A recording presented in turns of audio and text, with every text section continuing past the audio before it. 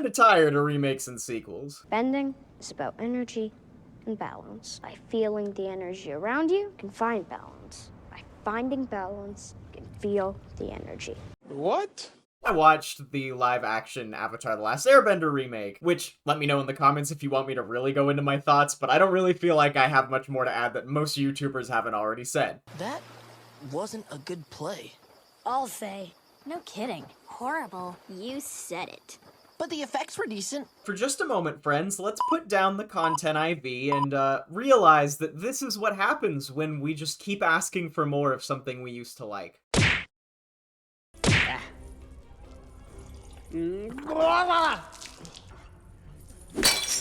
What idiot told you to put pine bark in it? What?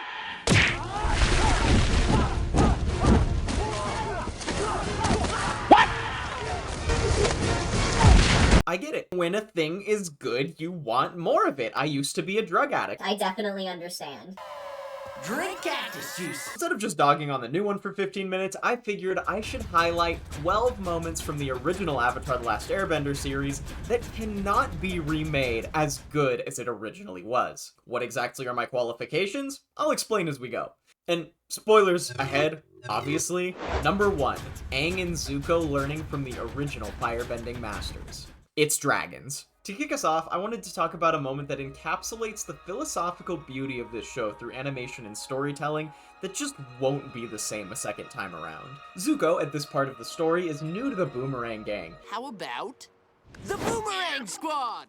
He and Aang go on a journey to learn firebending from who they think are the original fire-spinning masters. Zuko can't bend anymore, realizing that rage was what fueled him in his life, and he's trying to find a different way to firebend. They find out the original firebending masters are actually dragons, and, well, this happens.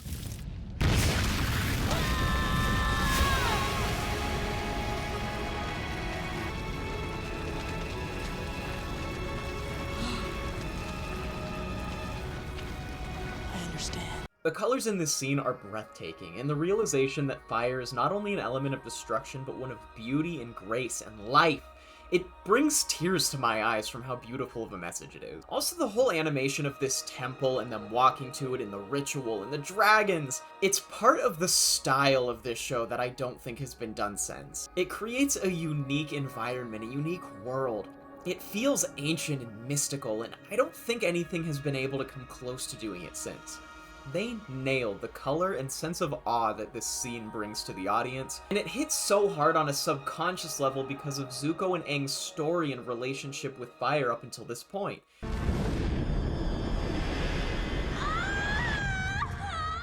Katara! I'm so sorry! This is the kind of unique moment in a story that hits once and hits really hard. A live-action adaptation won't be able to create the magnitude and mystique of this fire and these dragons. This scene was hot to say the least, and I don't think we need it to get any colder. Do you guys realize this? Number 2, penguin sledding. The fact that this wasn't in the first episode of the live-action remake shows that at least they had some sense of what things they probably weren't able to do. I mean, the show has literally no whimsy or— okay, sorry, I said I wouldn't dog on the new one. Aang's first line after seeing him dramatically emerge from an iceberg, of which we have no idea the backstory, is this. I need to ask you something. What? Please, come closer. What is it? Will you go penguin sledding with me? Aang didn't know how long he was missing, but he did know that he was the Avatar and had run away from home, and probably figured he was in a very strange, faraway place. Aang deciding to continue ignoring this issue and going to penguin sled with a girl that he had just met is not only a fun character moment that adds intrigue about the world, with the penguins and, you know, that fun thing, it has a lot of narrative depth and explores Aang's character. And you know what is just fucking cool? This is one of those scenes that you watch in a TV show and you're like, man, I wish there was a theme park and this was a ride in that theme park. Which, by the way, let me know in the comments what other Avatar The Last Airbender theme park rides there should be. I'd love to read your thoughts. And though this super fun sequence is just fun because it's awesome and animated in a really sick way, it also really speaks to the fun-loving, childlike quality of this show that hasn't been done justice since. Whether it's Korra, the live-action remake that was recently done, or the one that we don't speak of. The way Aang's face contorts upon seeing this penguin— Penguin!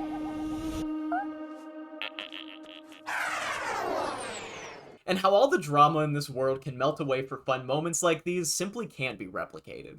Catching penguins is an ancient and sacred art. Number 3, Secret Tunnel. You ever try to tell somebody about an experience that you had that was really funny, and upon retelling it, you kind of start to realize that you're just not getting the humor across to them, and you kind of shrug and just say, you had to be there. You had to be there for Secret Tunnel. We didn't see singing hippies coming in Avatar, and part of not seeing it coming was what made it so funny. Yeah, I forget the next couple lines, but then it goes, Secret Tunnel! Secret Tunnel! Not to mention Sokka's character juxtaposition, just, it's so good. I'm just thinking about it and laughing. There's lots of funny moments like this in the show, and I think that the comedy element is something that's extremely difficult to redo.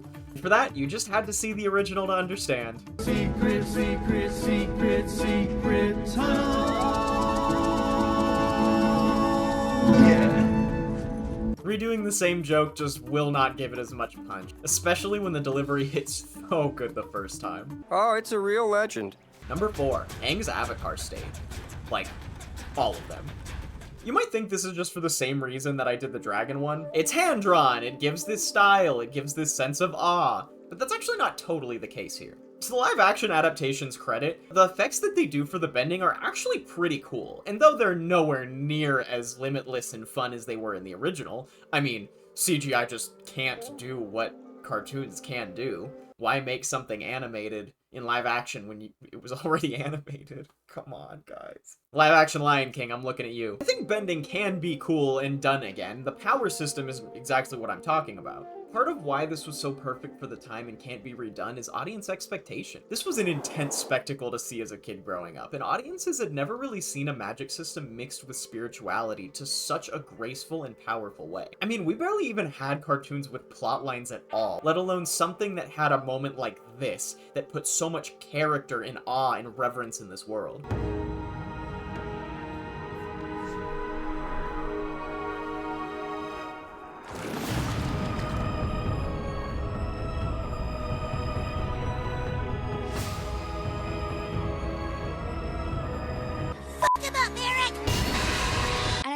To use violence for necessary defense, and I've certainly never used it to take a life.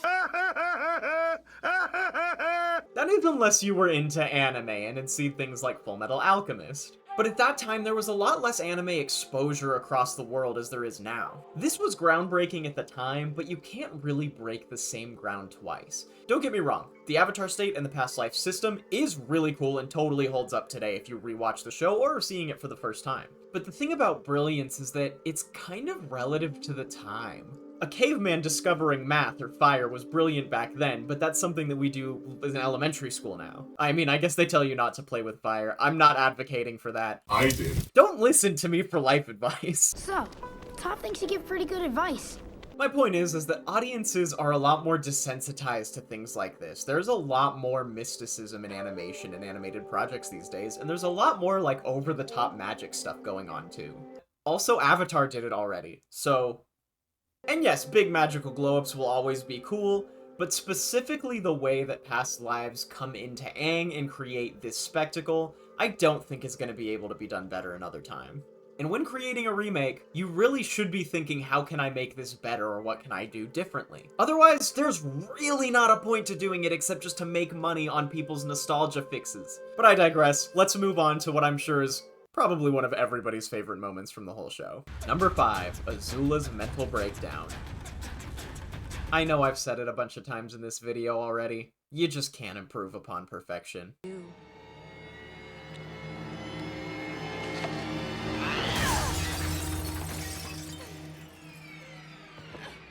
This moment with Azula in the mirror is so perfectly paced, perfectly delivered, and perfectly animated, and oh god, it's just so perfect. The best a remake could hope to do is get the reaction, damn, they did that pretty well! But you'll never top Grey Delisle's performance here. You're never gonna be able to shake how much I was originally shook from seeing Azula lose it, having a maybe hallucination of her mother in the mirror as she's getting ready for that coronation. The show gave us all of the build-up and character exposition that we needed for this moment to be one of the strongest and most powerful in the series by far.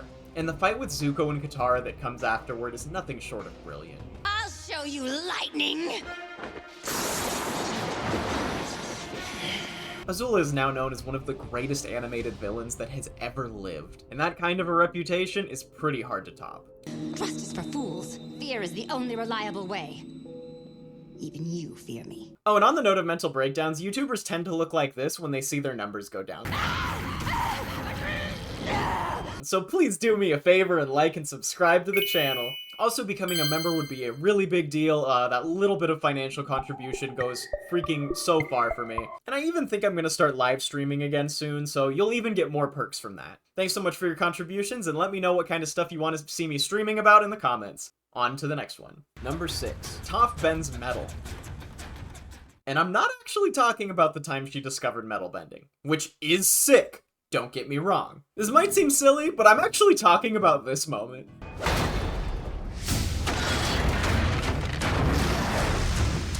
This was during an extremely intense 4-part finale, and the fact that they took time to do the choreography and give this soldier the reaction to seeing a metal person fly through his wall.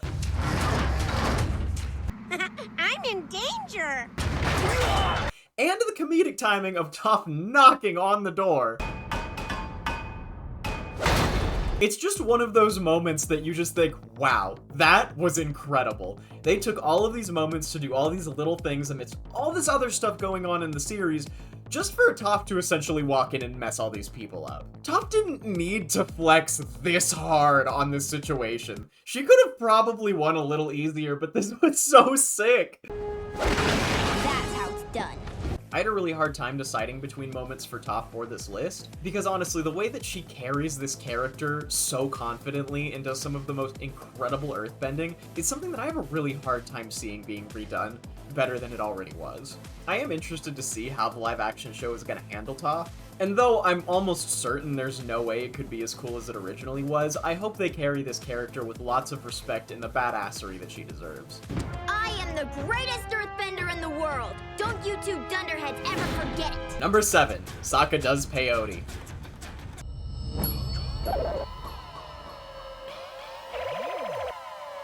Drink cactus juice. It'll quench ya. Nothing's quenchier. It's the quenchiest. We can't have kids doing drugs in shows anymore. Unless it's like, you know, Euphoria. But nobody wants Avatar to be that. In fact, I think that's probably one of the worst things about the new live-action remake. Some of us have to fight even when we don't want to. That's what it means to be in a war! Damn it, I keep going. Why is it trying to be Game of Thrones? Why is every live-action show trying to be Game of Thrones? Game of Thrones sucked! We don't even like it! The ending was trash! Drug literacy is still pretty garbage, at least in the United States. I think there's a little bit more of a caution to how easy it is to get psychedelics, and for that reason, I just think that this is one of the product of its time jokes. Bushy giant friend.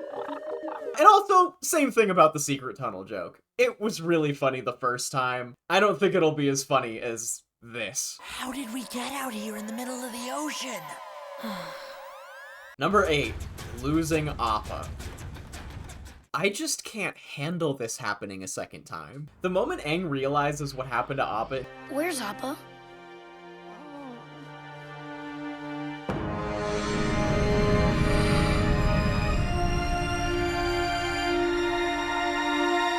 Furious rage it sends him in shoots an arrow of pure fear and remorse into the poor viewer's soul. Tell me where Alvin is!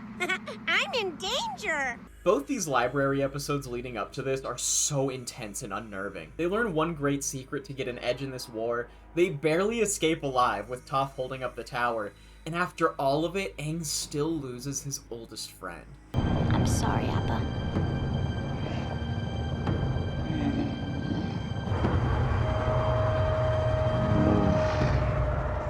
Tear my fucking heart out. Aang's character shift from young, bright-eyed, optimistic boy to you f*** with the wrong avatar is one of the most difficult yet rewarding stories to watch growing up. The emotional tone hit perfectly, and it was so painful. God, don't put me through this again. I almost hope the emotional weight isn't as intense during the live action, because I can't handle that all of those those Everything changed when the Fire Nation attacked. And so the Fire Nation marched and laid waste. Everyone in the village knows this story. The Southern Air Temple was the first to fall because you've been trapped in that ice this whole time. Welcome to the world I live in. What is the exposition? It won't be, we're good. Number 9, Aang accepting detachment with the Guru.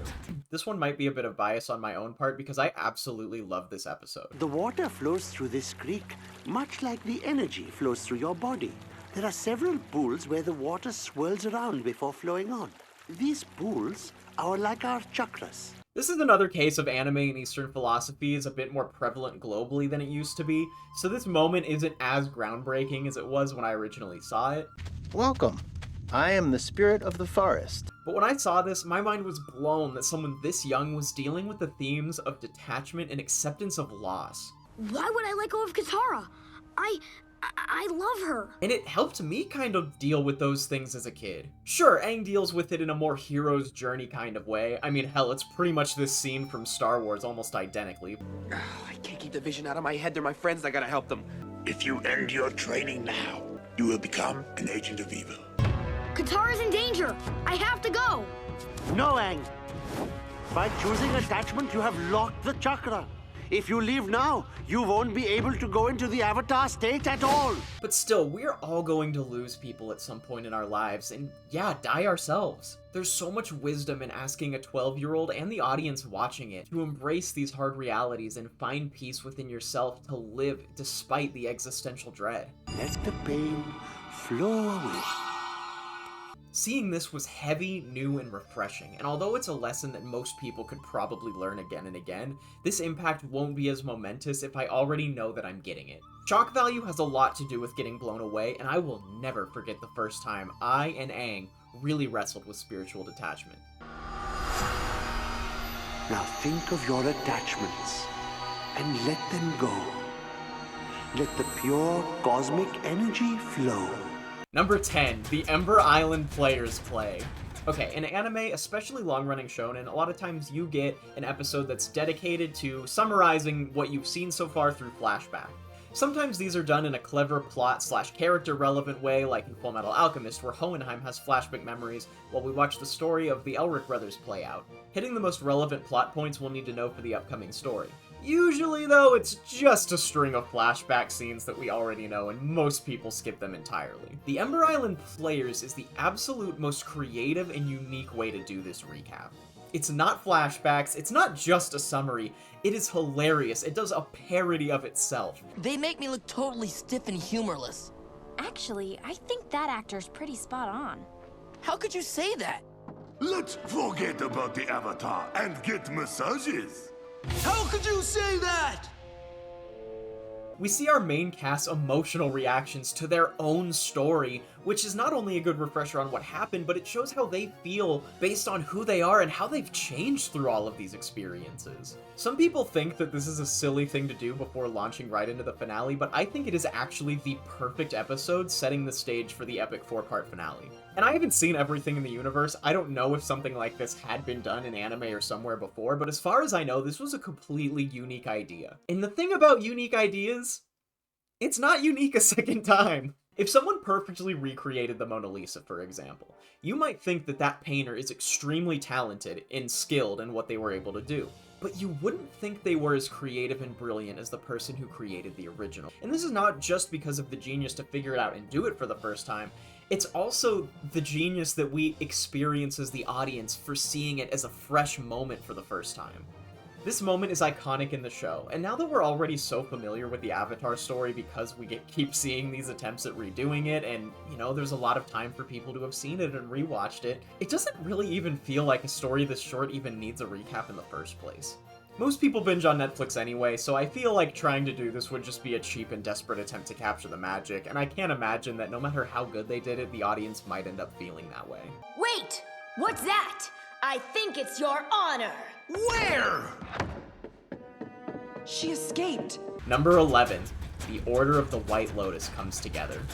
A huge problem that I have with many cartoons made in the States is that old people are often depicted as senile, stupid, unreliable, or unreasonably strict. Having a league of peaceful old badass warriors who have sworn to uphold all that is good in the world sets the example for what I want to aspire to be when I grow old. The subtlety of Iroh being part of this group, and seeing all of these brilliant, wise old people that we've run into throughout the series come together in this finale, it sends chills down my spine. It's one of the best parts of the show, in my personal opinion. I might be starting to get repetitive, but it's just one of those things that's so good. I can't imagine it being done better. Ba Sing Se, the Order of the White Lotus is here. Here to set you free. I mean, look at these old geezers and their badass bending techniques. This is such a great demonstration of their power, not to mention the philosophy of having the secret organization that's dedicated to subtly working on the peace outside of the public eye. We're all part of the same ancient secret society, a group that transcends the divisions of the four nations. The White Lotus has always been about philosophy and beauty and truth. But instead of giving us these same characters that I already have to look up to and maybe making them worse, hopefully not, but maybe, I would rather see new older characters inspiring people to grow up wise and grow up kind and grow up peaceful. I want to see more elders that I can look up to in my life and think, yeah, that's what I want to be when I'm starting to near my own deathbed. And these characters do that so well that I would just be terrified of someone doing it again and doing it badly. If you're going to fail at creating characters that are this great, do it with something new. Don't fail with something sacred to people. And speaking of sacred, number 12, Uncle Iroh sings Leaves from the Vine. You dare try and recreate this scene. You f***ing dare. This is one of the most beautiful and morose moments in all of animation history. It makes Uncle Iroh's character solidified in exactly who he is and why he's doing what he does, and it makes you cry like nothing I've ever seen in an animated show has made me cry. And I love to cry at stuff that I love. I love it. It's okay. Leaves from the vine, falling so slow. It's okay. This is the moment that I feel the most strongly about. It is almost an insult to try to make more money off of this scene. At the end of the song, we even see that this is a tribute to Mako, the original voice actor of Iroh. Uncle Iroh is maybe my favorite character in animation of all time. He exemplifies all of those things that I said about the Order of the White Lotus and then some. This man is one of my greatest influences. He's somebody that I aspire to be in my life. You can't take a character that is so sacred to people and try to make a quick buck off of doing a remake. Some things shouldn't be done again because they're just emotionally important to people. And I think this is one of those characters that had such a profound impact on its audience and its fans that you're doing a real disservice to these creators and to this original voice actor and this character by trying to do it again and thinking that you have the audacity to get even close to better. Little soldier boy, come marching home. Brave soldier boy comes marching home. Avatar: The Last Airbender is one of the most beautiful and perfect animated shows that's ever existed. And for that reason, I understand why people keep trying to get more out of it. And could there be attempts that are better than what we've seen so far? Absolutely. I think the live-action adaptation even has a chance to get a lot better than it's been already. But the thing is, if you're gonna remake something, you should only do it if you think you can add to it, if you can make it better, if you can do things different that improve the experience. And for just these 12 moments, and I can think of so many more, I don't think it's possible to top. I just don't think it's possible to top it. It's a story that has spiritual weight, breathtaking animation, and some of the most beautiful characters designed of all time. And personally, I'm content to just keep watching this.